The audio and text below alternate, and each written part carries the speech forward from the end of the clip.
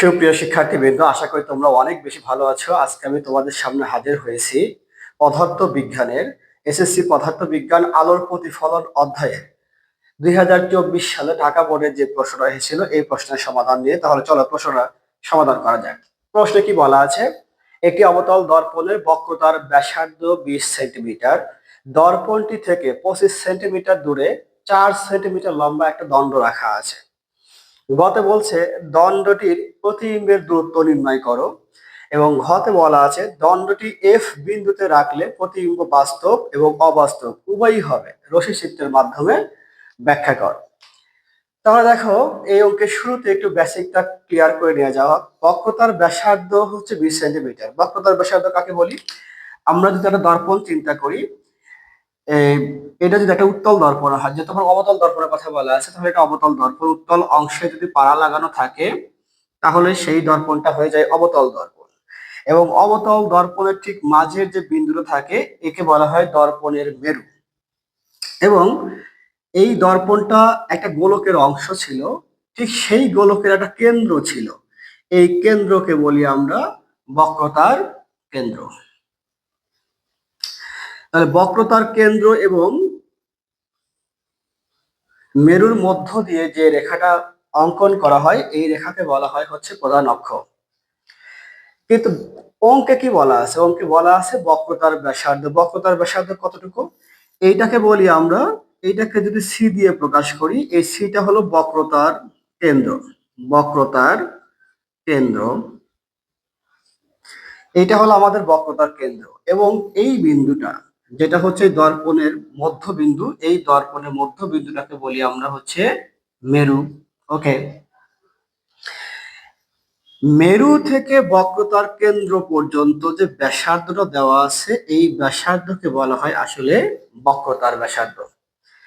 তাহলে দর্পণ থেকে বক্রতার কেন্দ্র পর্যন্ত যে দূরত্ব, এই দূরত্বকে বলা হয় বক্রতার ব্যাসার্ধ। এবং মেরু আর বক্রতার কেন্দ্রের মধ্যবিন্দুকে বলা হয় হচ্ছে প্রধান ফোকাস।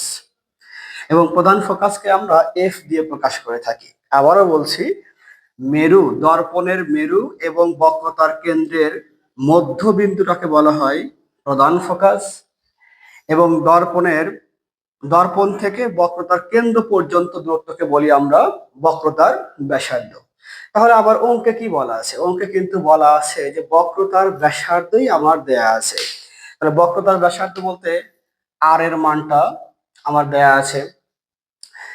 আরটা যদি বক্রতার ব্যাসার্ধ হয়, এফ যদি প্রধান ফোকাস হয়, তাহলে এফ থেকে এটাকে যদি ও দ্বারা চিহ্নিত করি, তাহলে ও এবং এফ এইটাকে বলা হয় হচ্ছে ফোকাস দূরত্ব।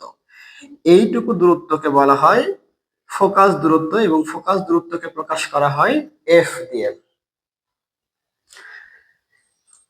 বক্রতার কেন্দ্র থেকে দর্পণ পর্যন্ত যে দূরত্ব, এই দূরত্বটাকে আমরা আর দিয়ে প্রকাশ করি, এবং আরটা হলো বক্রতার ব্যাসার্ধ।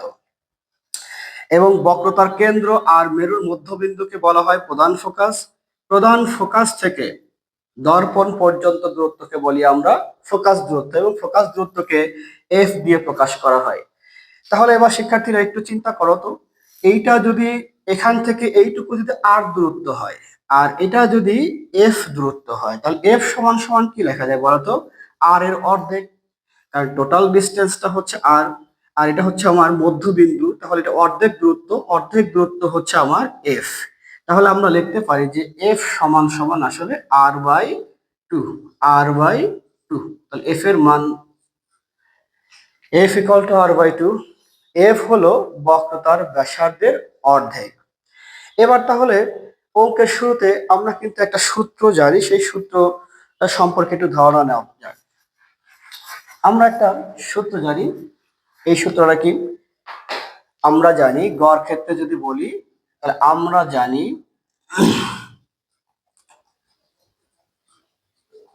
জানি যে 1 by u plus 1 by u plus 1 by v সমান সমান 1 বাই এফ। এখানে ইউটা হলো বস্তুর দূরত্ব। বস্তু বলতে আমার ঠিক দর্পণ থেকে বস্তুটা কতটুকু দূরত্ব রাখা আছে। তাহলে আমি এটাকে যদি একটা লক্ষ্য বস্তু চিন্তা করি, যে এ এবং বি এ বি আমার একটা লক্ষ্য বস্তু, তাহলে দর্পণ থেকে এ পর্যন্ত দূরত্বটা, এই এই পর্যন্ত দূরত্ব হচ্ছে আমার বস্তুর দূরত্ব।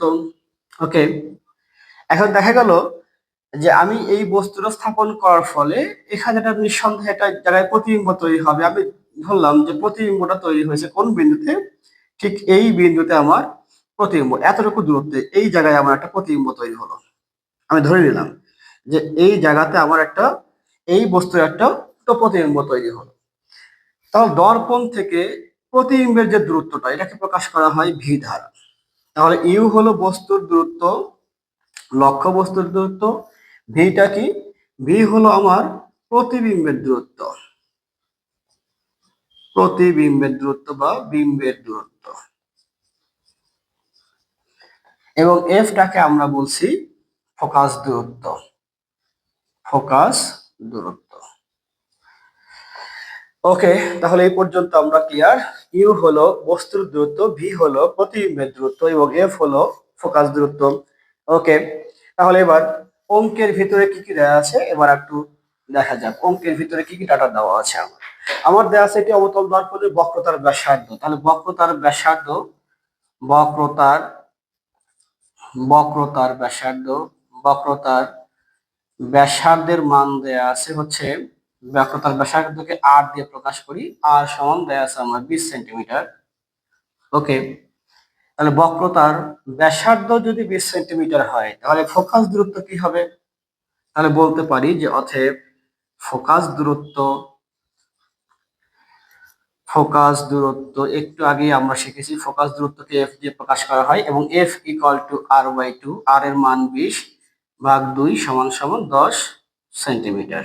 ওকে, তাহলে ফোকাস দূরত্ব পেয়ে গেছি এবং বলা আছে কি একটি অবতল দর্পণ থেকে 25 সেন্টিমিটার দূরে একটা দণ্ড রাখা আছে, মানে লক্ষ্য বস্তু রাখা আছে। তাহলে লক্ষ্য বস্তুর দূরত্বকে কি দিয়ে প্রকাশ করা হয়? তাহলে লক্ষ্য বস্তুর দূরত্ব বা বস্তুর দূরত্ব আমরা বলবো যে বস্তুর দূরত্ব, বস্তুর দূরত্ব ইউ সমান সমান আমার দেয়া আছে 25 সেন্টিমিটার। তোমাকে বের করতে হবে প্রতিবিম্বের দূরত্ব। তাহলে বিম্বের দূরত্ব বা প্রতিবিম্বের দূরত্ব, প্রতিবিম্বের দূরত্ব ভির মান আমাকে বের করতে হবে। এবার ইউ এর মান জানি, এফ এর মান জানি, ভি কিন্তু আমরা ইজিলি বের করতে পারবো।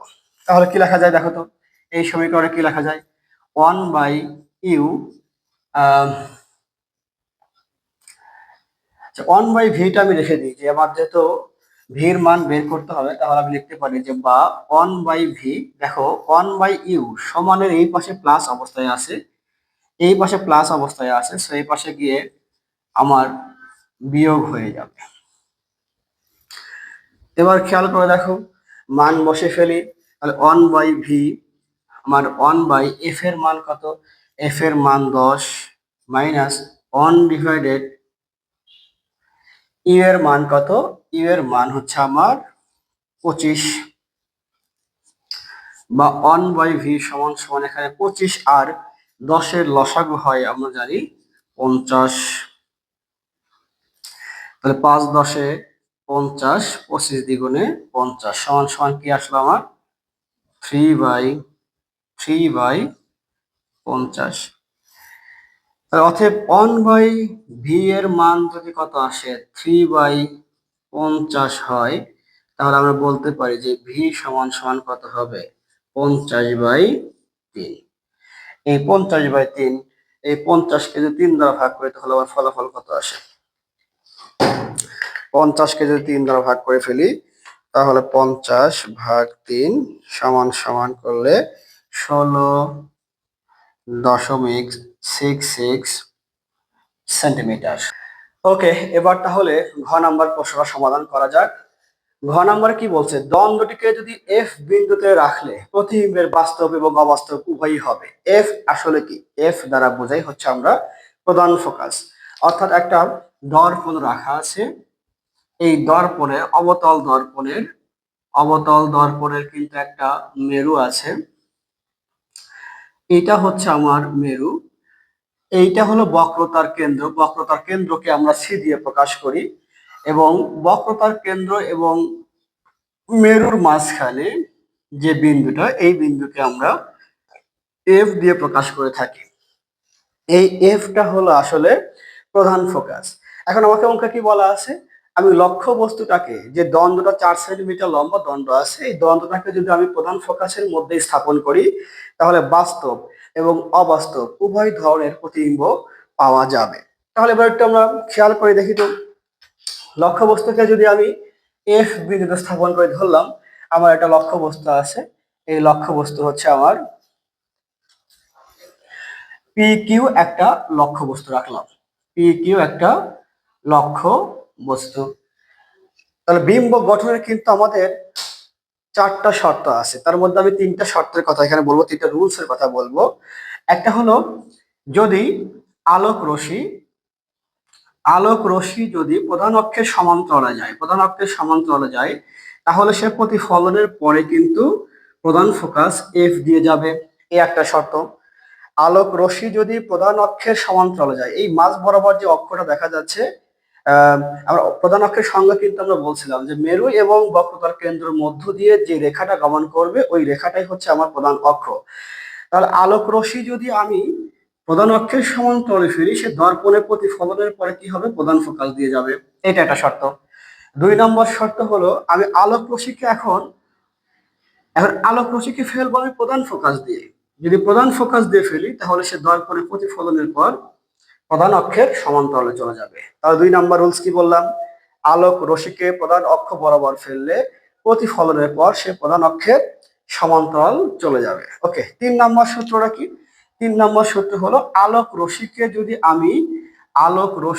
যদি আমি বক্রতার কেন্দ্র দিয়ে ফেলি, সি দিয়ে ফেলি, বক্রতার কেন্দ্র দিয়ে যদি আলোক রশ্মি ফেলা হয়, যদি আলোক রশ্মিকে বক্রতার কেন্দ্র দিয়ে ফেলা হয়, তাহলে প্রতিফলনের পর সে বক্রতার কেন্দ্র দিয়েই ফিরে আসবে। তাহলে এখানে যদি আমি সেই রুলসটা ফলো করি তাহলে কি দেখা যায়, আমরা বলছি যে যে কোনো বিম্ব তৈরি করতে গেলে 2টা আলোক রশ্মি বের হবে তার মাথা থেকে। বিম্ব গঠনের প্রধান শর্ত হলো, যখনই বিম্ব তৈরি করব তখন লক্ষ্য বস্তুর মাথা থেকে 2টা আলোক রশ্মি বের হবে।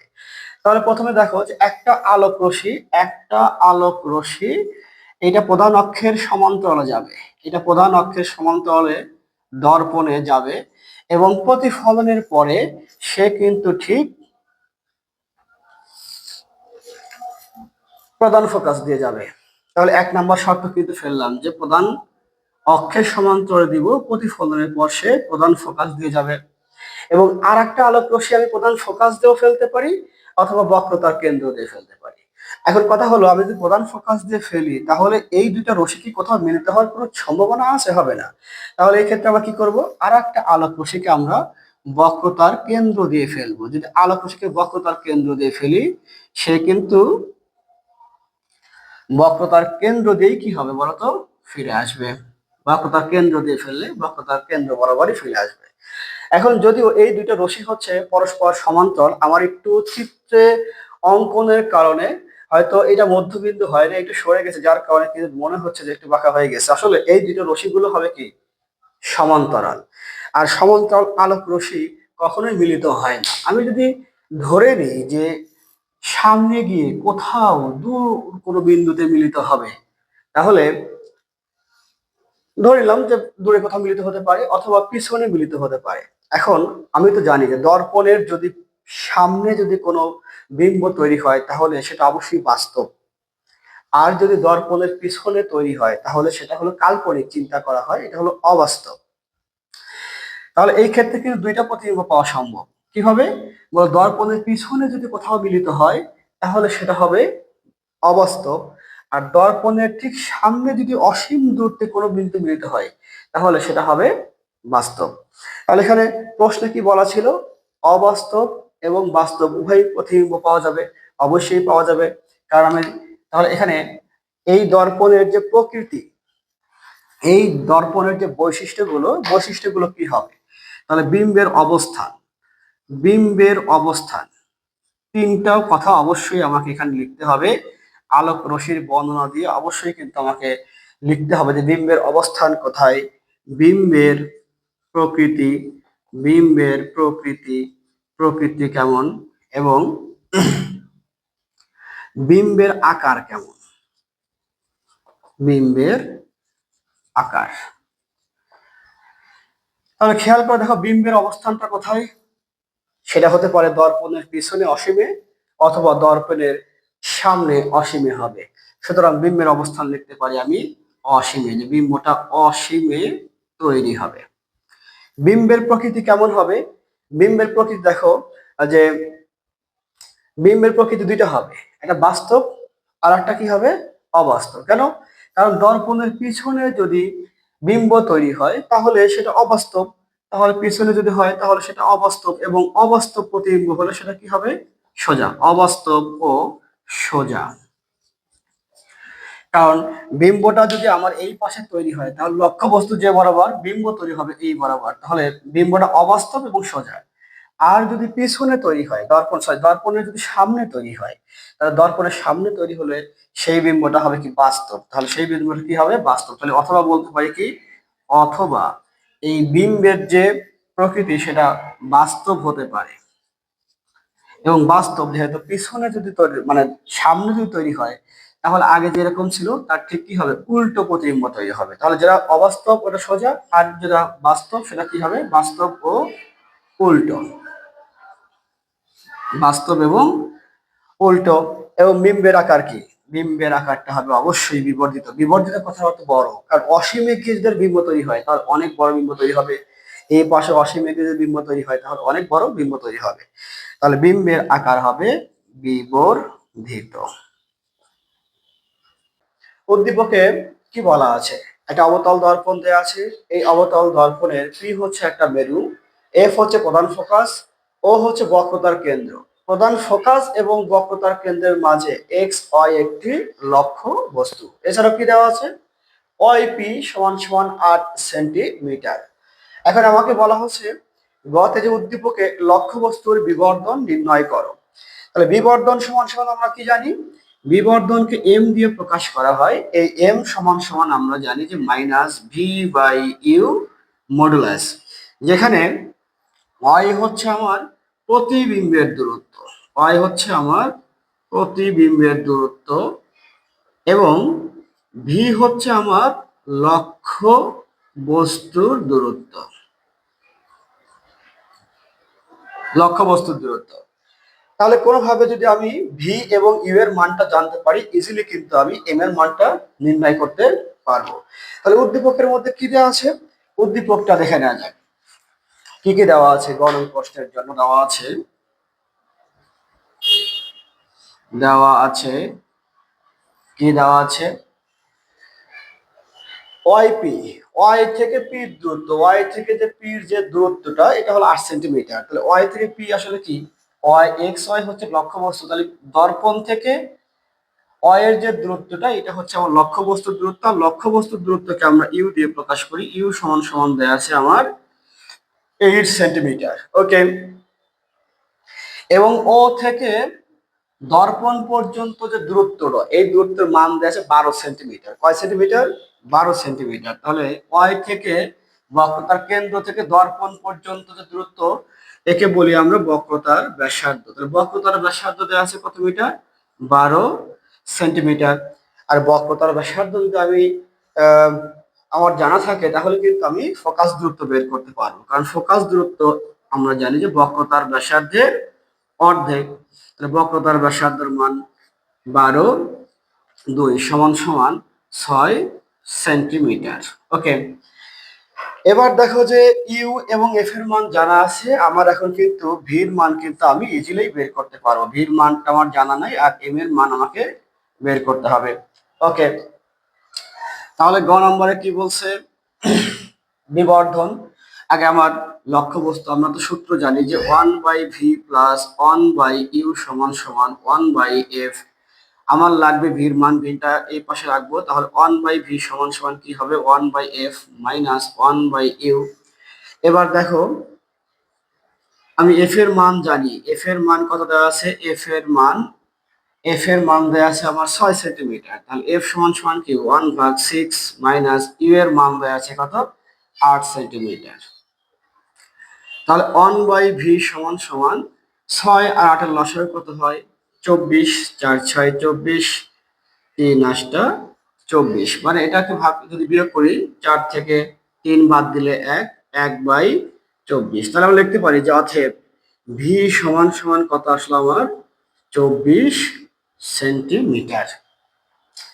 তাহলে ভির মান বের করে ফেলছি, এম এর মান আমার জানা হয়ে গেছে। তাহলে কিন্তু আমি বলতে পারি এখন, সরি, ইউ এর মান জানা আছে, ভির মানও জানা আছে। তাহলে আমরা বলতে পারি যে অতএব বিবর্ধন বিবর্ধন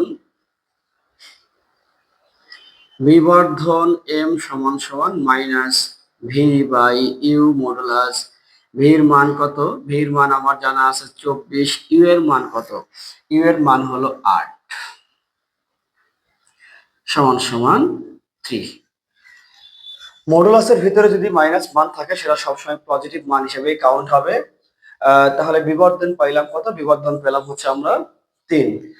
এবার দেখো ঘতে কি বলা আছে যে লক্ষ্য বস্তুকে কোন অবস্থানে স্থাপন করলে একই সাথে বাস্তব এবং অবাস্তব প্রতিবিম্ব পাওয়া যাবে, সেটা আমাকে রশ্মিচিত্র অঙ্কন করে ব্যাখ্যা করতে হবে।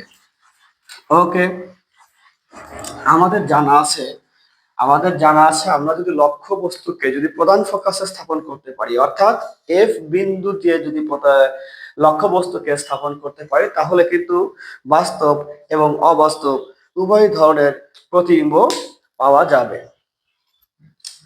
তাহলে ধরে নিই এখানে দেওয়া আছে যে দর্পণটা, যে দর্পণের এইটা হলো একটা অবতল দর্পণ, এইটা হলো একটা প্রধান ফোকাস, এটা প্রধান ফোকাস। এই প্রধান ফোকাসের এটা পি বিন্দু দেওয়া আছে, পি। এবার আমি এটাকে বক্রতার কেন্দ্র, এখানে বক্রতার কেন্দ্রকে প্রকাশ করা হয়েছে ও দ্বারা। আর ঠিক বক্রতার কেন্দ্র এবং মেরুর মধ্যবিন্দুকে আমরা বলি প্রধান ফোকাস। তাহলে প্রধান ফোকাস হচ্ছে আমার এফ। এবার আমি কি করব? এবার আমি এক্স ওয়াই যে লক্ষ্য বস্তুটা আছে, এই লক্ষ্য বস্তুকে আমি প্রধান ফোকাসে স্থাপন করব। তাহলে ধরে নিলাম যে এইটা আমার একটা লক্ষ্য বস্তু। ওকে, প্রতিবিম্ব তৈরি করার কয়েকটা রুলস এর কথা আমি বলেছিলাম, যে বক্রতার লক্ষ্য বস্তু থেকে লক্ষ্য বস্তুর যে মাথা আছে, মাথা, এটা লক্ষ্য বস্তু যদি হয়, এই বস্তুর মাথা থেকে দুইটা রশ্মি বের হবে। একটা রশ্মি যদি প্রধান অক্ষের সমান্তরালে আসে, তাহলে দর্পণে প্রতিফলনের পর প্রধান ফোকাস দিয়ে যাবে, এটা রুল ছিল। আর একটা রুল ছিল কি, যদি প্রধান ফোকাস দিয়ে আলো ফেলি, তাহলে সেটা প্রতিফলনের পর প্রধান অক্ষের সমান্তরালে যাবে। এবং আর একটা সূত্র হলো, বক্রতার কেন্দ্র দিয়ে যদি আমি ফেলি, তাহলে বক্রতার কেন্দ্র বরাবরই ফিরে আসবে। ওকে, তাহলে আমরা এখান থেকে একটা লক্ষ্য বস্তুকে প্রধান অক্ষের সমান্তরাল দর্পণে ফেললাম। যদি প্রধান অক্ষের সমান্তরালে ফেলি, তাহলে সেটা কিন্তু প্রতিফলনের পর সে প্রধান ফোকাস দিয়েই যাবে। এটা ছিল আমার এক্স, আর এটা হলো আমার ওয়াই বিন্দু। ওকে, তাহলে একটা আলোক রশ্মি প্রধান অক্ষের সমান্তরালে দর্পণে প্রতিফলনের পর প্রধান ফোকাস দিয়ে যায়, এবং আর একটা আলোক রশ্মিকে যদি বক্রতার কেন্দ্র দিয়ে ফেলি, তাহলে সেই আলোক রশ্মিটা বক্রতার কেন্দ্র দিয়ে ফেললে বক্রতার কেন্দ্র বরাবরই কি হবে? ফিরে আসবে। তাহলে আরেকটা আলোক রশ্মিকে বক্রতার কেন্দ্র দিয়ে ফেললে সে বক্রতার কেন্দ্র দিয়েই ফিরে যাবে। দেখো তো, এই দুটো আলোক রশ্মি কি পরস্পর সমান্তরাল? এই দুটো আলোক রশ্মি কখনোই মিলিত হওয়ার কোনো চান্স নাই। আমি মনে মনে যদি ধরে নিই যে এই দুইটা আলোক রশ্মি অসীমে কোথাও মিলিত হবে, তাহলে সেটা হবে অবাস্তব প্রতিবিম্ব। কেন? সরি, বাস্তব প্রতিবিম্ব। কেন? দর্পণের সামনে যে প্রতিবিম্ব তৈরি হয় তাকে বলি আমরা বাস্তব প্রতিবিম্ব, আর দর্পণের পিছনে যদি প্রতিবিম্ব তৈরি হয় তাহলে তাকে বলি আমরা অবাস্তব প্রতিবিম্ব। তাহলে এই দুটো আলোক রশ্মি হয় দর্পণের পিছনে অসীমে গিয়ে মিলিত হতে পারে, অথবা দর্পণের সামনে অসীম বিন্দুতে মিলিত হতে পারে। যদি দর্পণের পিছনে গিয়ে মিলিত হয়, তাহলে সেই বিম্বটাকে বলবো আমরা অবাস্তব। আর অবাস্তব প্রতিবিম্ব সোজা হয়, কারণ আমার লক্ষ্যবস্তু যে বরাবর, আমার প্রতিবিম্ব তৈরি হবে সেই বরাবর। তাহলে পেছনে তৈরি হলে অবাস্তব এবং সোজা, আর যদি দর্পণের সামনে অসীমে তৈরি হয় তাহলে সেটা বাস্তব, এবং বাস্তব প্রতিবিম্ব উল্টো হবে, কারণ লক্ষ্যবস্তু যা থাকবে প্রতিবিম্ব হবে তার উল্টোটা। এখন যদি রশ্মি চিত্র দিয়ে ব্যাখ্যা করতে বলে তাহলে কি করব? আমি ধরে নিলাম যেটা একটা এম প্রাইম একটা অবতল দর্পণ। এম প্রাইম একটা অবতল দর্পণ। এই দর্পণের পি হচ্ছে মেরু, এফ হচ্ছে প্রধান ফোকাস, ও হচ্ছে বক্রতার কেন্দ্র। লক্ষ্যবস্তুকে যদি প্রধান ফোকাসে ফেলি তাহলে বাস্তব এবং অবাস্তব উভয় ধরনের প্রতিবিম্ব পাওয়া যাবে। এই এক্স ওয়াই লক্ষ্যবস্তুর এক্স বিন্দু হতে একটি আলোক রশ্মি দর্পণের উপর প্রতিফলনের পর এই প্রধান ফোকাস দিয়ে চলে যাবে, এবং আর একটা আলোক রশ্মিকে যদি আমরা বক্রতার কেন্দ্র দিয়ে ফেলি তাহলে সে বক্রতার কেন্দ্র বরাবরই ফিরে আসবে। এই দুইটা আলোক রশ্মি কি পরস্পর সমান্তরাল হয়, মিলিত হওয়ার কোনো চান্স নাই। যদি দর্পণের পিছনে অসীমে গিয়ে মিলিত হয় তাহলে সেই বিম্বটা হবে বাস্তব, এবং অবাস্তব, এবং অবাস্তব প্রতিবিম্ব সর্বদাই সোজা হয়ে থাকে। আর যদি দর্পণের পিছনে অসীমে গিয়ে মিলিত হয় তাহলে আমরা বলতে পারবো এটা বাস্তব এবং উল্টো প্রতিবিম্ব।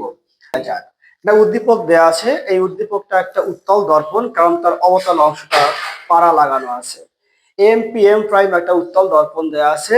দর্পণের সামনে এ বি একটা লক্ষ্য বস্তু, যার এফ হচ্ছে প্রধান ফোকাস এবং সি হচ্ছে কি বক্রতার কেন্দ্র, এবং এখানে বলা আছে সিপি সমান সমান 12 সেন্টিমিটার এবং পিবি সমান সমান 8 সেন্টিমিটার। এবং অঙ্কের ভিতরে বলা আছে এ বি এর বিবর্ধন নির্ণয় করো। তাহলে আমরা জানি যে বিবর্ধনকে এম দিয়ে প্রকাশ করা হয়। বিবর্ধন M equal to minus V by U.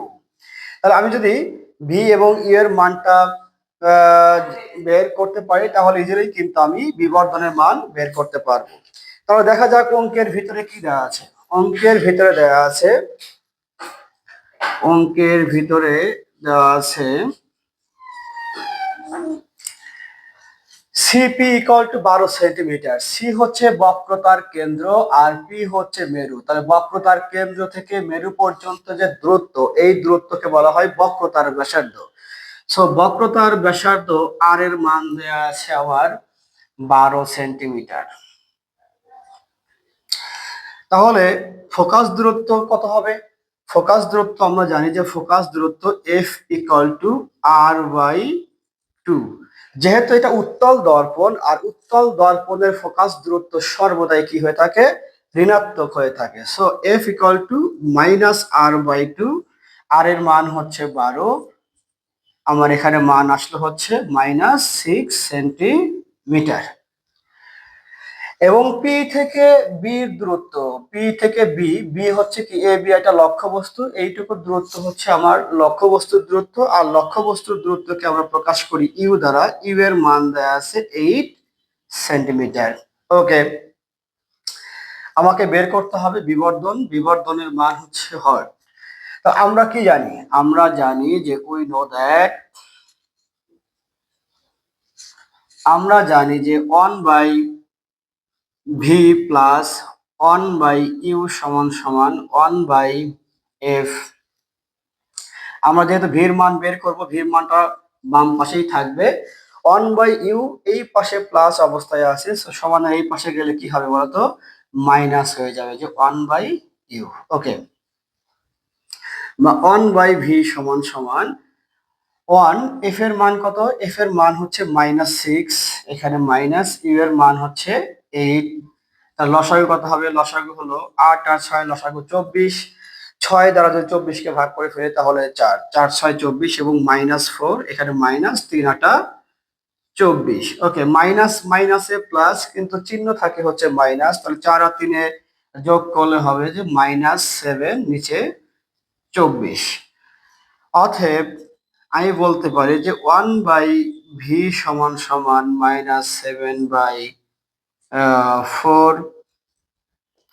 তাহলে ভি সমান সমান কত হবে?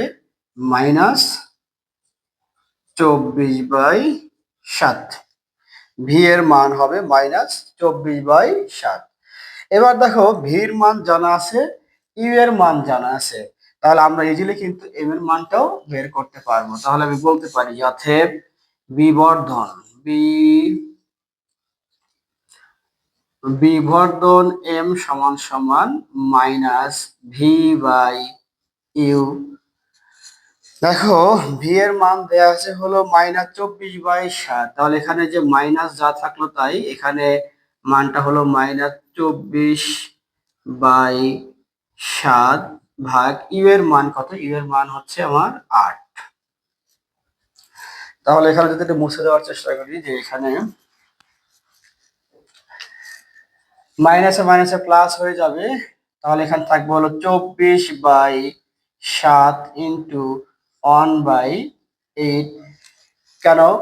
8-এর নিচে কিছু না থাকলে আমরা ধরে নিব যে ওর নিচে 1 আছে, তাহলে 1টা কি উপরে যাবে এবং 8টা নিচে আসবে, জাস্ট বিপরীতকরণ করলাম।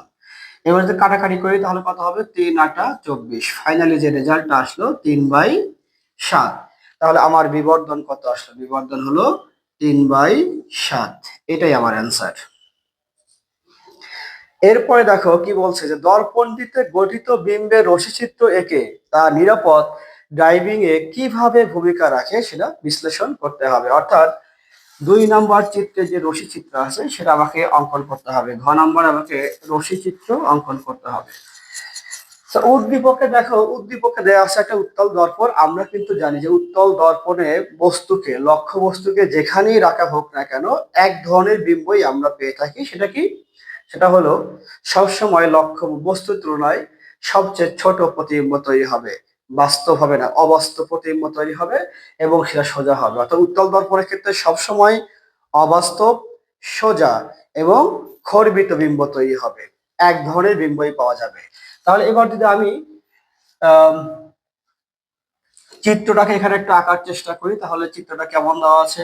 উত্তল পাশটা এরকম পাড়া লাগানো দেওয়া আছে।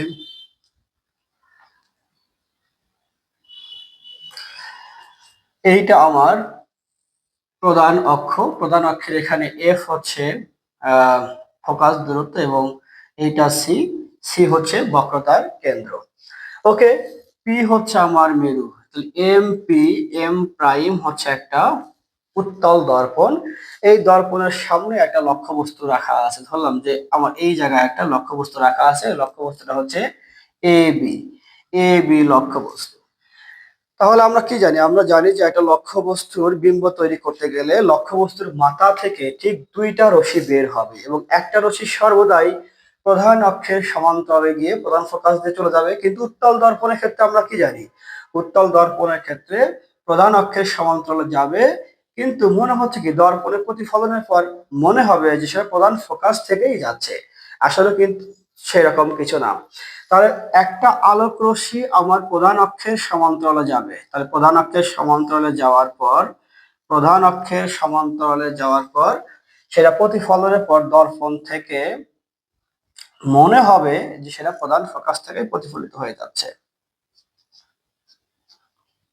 ওকে, তাহলে একটা আলোক রশ্মি কি হলো? প্রধান অক্ষের সমান্তরালে গিয়ে দর্পণে প্রতিফলনের পরে সে প্রধান ফোকাস থেকে আসছে বলে মনে হচ্ছে। তাহলে আর একটা আলোক রশ্মি কি করব? আর একটা আলোক রশ্মিকে আমরা ফেলবো হচ্ছে বক্রতার কেন্দ্র বরাবর। বক্রতার কেন্দ্র বরাবর যদি আমরা ফেলি, তাহলে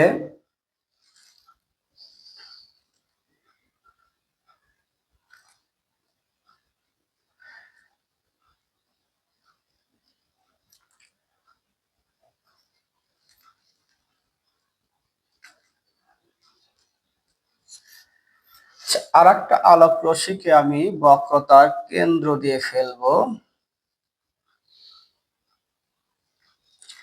যদি বক্রতার কেন্দ্র দিয়ে ফেলি,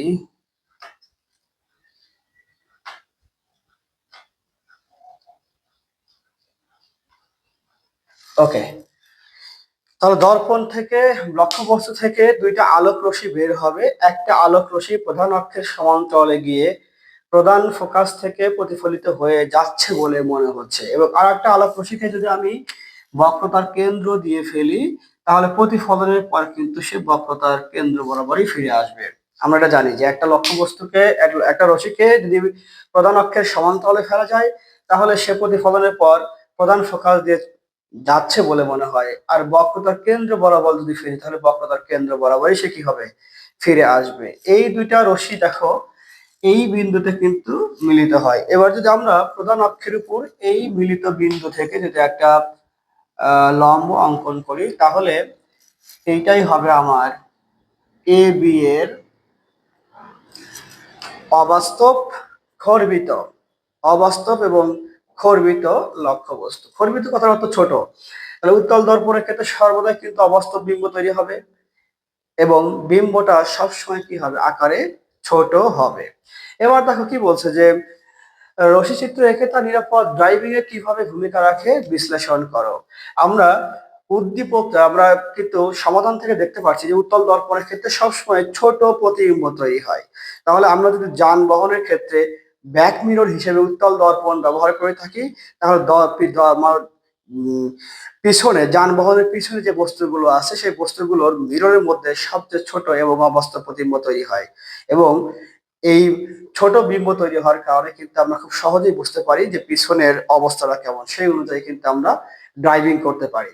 আশা করি তোমরা অঙ্কটা খুব ভালোভাবে বুঝতে পেরেছো। যদি এরকম ভিডিও আরো পেতে চাও তাহলে অবশ্যই আমাদের ইউটিউব এবং ফেসবুক চ্যানেলটা সাবস্ক্রাইব করে রাখবে। আর যদি ভিডিওটা ভালো লেগে থাকে তাহলে অবশ্যই শেয়ার করে পাশে থাকবে। আজকে এ পর্যন্তই, ধন্যবাদ।